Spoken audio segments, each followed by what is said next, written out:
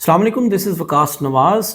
19 अप्रैल 2024 India के अंदर general elections होने जा रहे हैं। इलेक्शंस बहुत सिग्निफिकेंट है बिकॉज पूरी दुनिया की नज़रें इंडिया पर होती हैं, making it the largest democracy in the world with registered voters of 969 million voters. तो ये इलेक्शंस डिसाइड करेंगे कि क्या इंडिया अपना लिबरल और सेकुलर और प्लूरल जो फेस है उसको बचा पाता है, या फिर इंडिया जो है under Modi, under BJP and under Hindutva जो माइनॉरिटी राइट्स हैं उनके लिए जो है वो, या माइनॉरिटी राइट्स की वायलेशन है उसमें कंट्रीब्यूट करता रहेगा, या इंडिया अपना सेकुलर जो इमेज है उसको बचा पाएगा। ये सारा कुछ जो है ये हम डिस्कस करेंगे अपनी इस वीडियो में। तो इससे पहले कि हम थोड़ी आगे डिटेल में बात करें, बहुत इंपॉर्टेंट ये है कि आपको ये पता हो कि इंडिया के अंदर पार्लियामेंट्री डेमोक्रेसी है और यहाँ पर जो एग्जीक्यूटिव हेड है यानी कि प्राइम मिनिस्टर है उसका इलेक्शन जो होगा वो लेजिस्लेशन से होगा, यानी कि लेजिस्लेचर से होगा, इंडिया की पार्लियामेंट से होगा, और most importantly from the lower house which is directly elected. तो अगर उस एतबार से देखें तो इंडिया का जो लोअर हाउस है उसके अंदर जो टोटल मेंबर्स हैं वो 545 हैं। इनमें से 543 जो हैं इनके ऊपर डायरेक्ट इलेक्शन होता है, और जो 2 मेंबर्स हैं वो they are nominated members from the minority groups. ठीक है, तो ये यहाँ से जो है जो पार्टी यहाँ मेजॉरिटी गेन करेगी फिर उसको अपना जो प्राइम मिनिस्टर है वो बनाने का जो है वो इख्तियार हासिल होगा। और स्टूडेंट्स, अगर इस दफ़ा नरेंद्र मोदी जीत जाते हैं, जो कि बहुत एक विजिबली लग रहा है कि वो जीत जाएंगे, तो it would be his third consecutive attempt, जो कि इंडिया की हिस्ट्री में वो दूसरे प्राइम मिनिस्टर बन जाएंगे आफ्टर जवाहरलाल नेहरू, जो इंडिया को 3 टाइम कंसेक्यूटिवली जो है वो एज अ प्राइम मिनिस्टर जो है वो सर्व कर सकते हैं। ठीक है, और ये सारा कुछ जो है ये पता चलेगा हमें when this whole race begins on the 19th April. 19th अप्रैल से ये इलेक्शन स्टार्ट होने जा रहे हैं, और जो ये इलेक्शंस चलेंगे इनका फाइनल जो रिज़ल्ट आएगा वो जून 4 को आएगा। तो ये रफली 82 जो डेज़ हैं उसके अंदर ये इलेक्शंस होंगे। अब ज़रा इन इलेक्शंस की जो सिग्निफिकेंस है उसके हवाले से अगर हम देखें कि इंडिया के ये इलेक्शंस जो हैं वो हाउ बिग दे आर। ठीक है, तो इंडिया का जो रजिस्टर्ड वोटर है वो 969 मिलियन के करीब है, जो कि यूएस, यूरोपियन यूनियन और रशिया, इन तीनों की टोटल जो पॉपुलेशन है उससे कई गुना क्या है, ज़्यादा है। तो यहाँ से हम देख सकते हैं कि नंबर्स के एतबार से how big the Indian elections are and how from the various parts of the India people are going to vote. तो अगर आप इस चार्ट को गौर से देखें तो यू कैन क्लियरली सी कि बाकी कंट्रीज़ चाहे साउथ अफ्रीका हो, मैक्सिको हो, रशिया हो, बांग्लादेश हो, पाकिस्तान हो, यूएस हो या इंडोनेशिया हो, इन तमाम कंट्रीज़ के रजिस्टर्ड वोटर्स का इंडिया के साथ कोई कंपैरिजन नहीं है, because there is a huge huge huge population and out of which 970 million people are registered voters which are going to vote on the 19th of जी। अगर हमें इस सिस्टम को बहुत अच्छे तरीके से अंडरस्टैंड करना है तो हमें ये देखना पड़ेगा कि इंडिया के अंदर जो गवर्नमेंट है उसकी किस तरह फॉर्मेशन है। पहले मैंने थोड़ा सा इसके ऊपर बात की है, लेकिन अब डिटेल में बात करेंगे। स्टूडेंट्स, चूँकि ये पार्लियामेंट्री सिस्टम है तो इसलिए यहाँ पर 2 एग्जीक्यूटिव ब्रांच 2 हिस्सों में तकसीम है, प्रेसिडेंट और प्राइम मिनिस्टर। ठीक है, तो जो प्रेसिडेंट है ये लोकसभा, राज्यसभा, ठीक है, और इनकी जो स्टेट्स की लेजिस्लेचर्स हैं वो इसको मुंतखब करती हैं।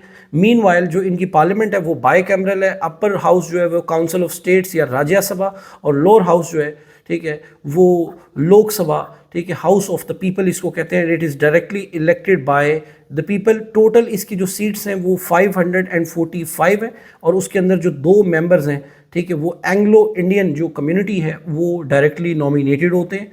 ठीक है, और इंडिया के अंदर जो है वो आपको लोकसभा का मेंबर बनने के लिए 25 साल आपकी जो है वो एज होनी चाहिए, और राज्यसभा के जो मेंबर्स हैं उनकी टोटल तादाद 245 है, जिनके अंदर से जो 12 मेंबर्स हैं उनको प्रेसिडेंट ऑफ इंडिया जो है वो नॉमिनेट करता है। ठीक है, और इसके लिए जो मिनिमम एज है वो 30 ईयर्स है, और जैसे कि पहले बात हो चुकी है, this time 969 million voters are going to vote in 28 states of India and the 8 federal territories organized and managed under administered under India.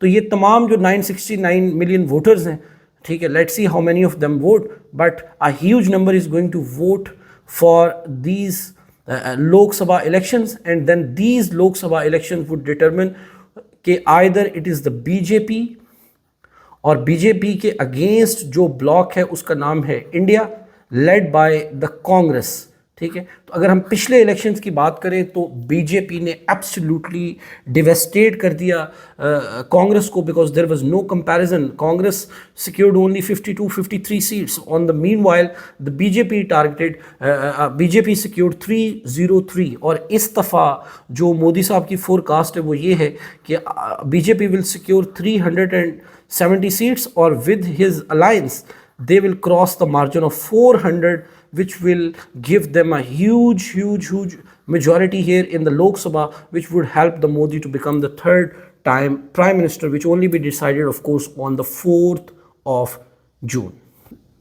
Ji, India के इलेक्शंस के बारे में एक बहुत दिलचस्प जो फैक्ट है वो शायद आपको आइडिया नहीं है, और वो ये है कि इंडिया के इलेक्शन जो हैं वो 7 फेजेस के अंदर होंगे। ये एक ही दिन में या 2 दिन में इलेक्शन नहीं होगा, ये 7 फेजेस के अंदर इलेक्शन होगा। दैट मीन्स कि it will start from the 19th of April, phase 1। अब ये फेजेस में कराने का मकसद ये कि इंडिया चूँकि बहुत बड़ी कॉन्स्टिट्यूएंसीज हैं, बहुत बड़ा मुल्क है, तो उसके सिक्योरिटी के इश्यूज़ की वजह से वो एक दिन में उसको नहीं करा सकते। तो डैट्स वाई उन्होंने पूरे इलेक्शंस को 7 फेजेस में 19 अप्रैल, 26 अप्रैल, 7 मई, 13 मई, 20 मई, 25 मई और 1 जून को आखिरी और 7वां फेज़ पूरा होगा। और इस तरह से जून जो 4 है, ठीक है, उसको इंडिया का जो रिज़ल्ट है, ठीक है, वो इलेक्शंस का वो डिक्लेयर हो जाएगा। और करेंटली बीजेपी जो है वो बहुत एक कह लें कि स्ट्रॉन्ग पोजीशन में है। उसमें 12 जो इंडिया की स्टेट्स है आउट ऑफ 28 वहाँ डायरेक्टली बीजेपी जो है उसका रूल है, और उन्होंने पिछले कुछ जो उनके स्टेट इलेक्शंस हुए हैं उसमें बड़ी जो है वो विक्ट्री भी ली है। एंड दैट इज़ वाई जो इंडिया है उस इलेक्शन के अंदर जो है वो बीजेपी जो है, ठीक है, ये इस time for various reasons it stands high, and they are expecting to win the third consecutive term for their prime minister and the party। जी, अब इन इंडियन इलेक्शंस की इम्पॉर्टेंस ये है कि अब इसके बैकड्रॉप में जाना पड़ेगा कि जब से बीजेपी का रूल आया है तो इंडिया जो है, Indian democracy is struggling with something they call Hindutva. जी, तो ये जो फिलॉसफी है, ठीक है, इसके बड़े मल्टीपल मीनिंग्स हैं। If you see the Hindutva from the Indian point of view, from the Modi's point of view और from the BJP's point of view, तो वी बिलीव दैट कि this is something which has done the magic for India, ठीक है। It has United the whole Indian population and the Hindu population, the people living abroad, and they have started visualizing all the concepts or all the ideas linked with the Hindu supremacy and the Hindu nationalism। But at the meanwhile India जो है उसको बहुत बड़ा जो challenge है वो एक अपनी जो लिबरल एंड सेकुलर जो इमेज है उसके एतबार से भी है, because since the arrival of Modi India के अंदर जो है वो माइनॉरिटी राइट्स, हेट स्पीच या जितनी भी एक पॉलिटिकल या रिलीजियस पोलराइजेशन है उसके अंदर बहुत ज़्यादा इजाफा हुआ है। And we see a lot of shrinking space for the Muslim, specially अभी जो अयोध्या मंदिर का इंसिडेंट हुआ है मॉस्क का, ठीक है, तो वहाँ पर भी उसको लेकर, उसके प्रिटेक्स्ट को भी लेकर, और अभी भी जो पॉलिटिकल कैंपेन चल रही हैं उसके अंदर एंटी रिलीजन, अब एंटी इस्लाम और एंटी पाकिस्तान जो कार्ड है, ऑफ कोर्स वो पॉलिटिक्स और रिलीजन के मिक्सचर की वजह से वो चल रहा है, ठीक है। और जो ह्यूमन राइट्स हैं, ठीक है, माइनॉरिटी राइट्स हैं, उनकी जो वायलेशन है, it is a big concern for the India के हाउ मोदीज इंडिया जो है वो it continues to flourish under the Hindutva or the forces of Hindutva, and how it manages its diversity, that is really a big question। और ये elections और इनका outcome ये decide करेगा कि इंडिया जो है will it be a secular state in the true sense or will it be a just undemocratic majoritarianism, ठीक है, that will only be decided after the outcome of this elections, and which outcome will be out on the 4th of June। Thank you very much।